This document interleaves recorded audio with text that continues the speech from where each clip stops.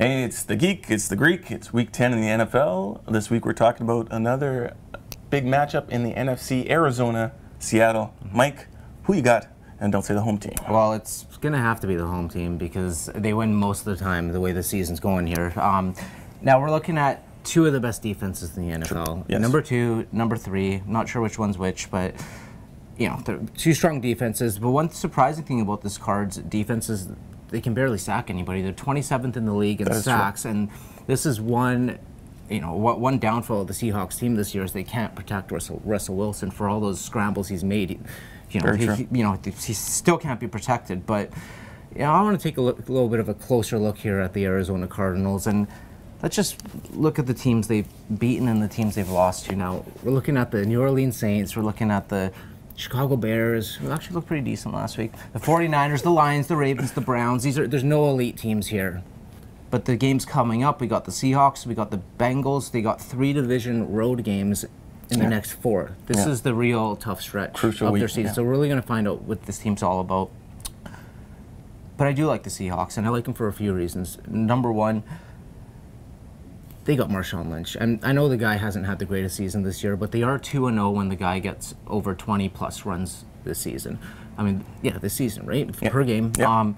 Now, this could work out for them, too, because it's going to be rainy. It's going to be cold in Seattle.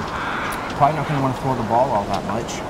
And, the Arizona Cardinals, this team turns the ball over a lot. 17 turnovers. Actually, they got the 7th most turnovers in the league. So they're probably going to ground and pound. Both teams are probably going to ground and pound.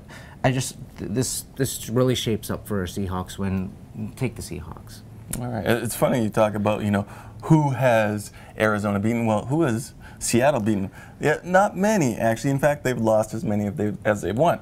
Now, if you take a look at teams that are comparable to Arizona, we're talking about the Packers, we're talking about the Bengals, we're talking about the Panthers. What do those teams have in common? They all beat the Seahawks. Now, the Clink used to be a fortress. The Seahawks used to be unbeatable at home. Not anymore. They're 2-1 there. They lost to Carolina. Who did they beat there? Detroit and Chicago. They only beat Detroit by 3 at home. Detroit. They're as bad as the Ravens. I understand that. Horrible. Now, the Hawks are 21-4 in November, December with Pete Carroll, which is a pretty good record. But that was then. This is now. Totally different team. Their offense, in meager, would describe it best. The Cardinals, on the other hand, potent. 2nd most points scored in the league. And it's not just their offense. Their defense is lights out.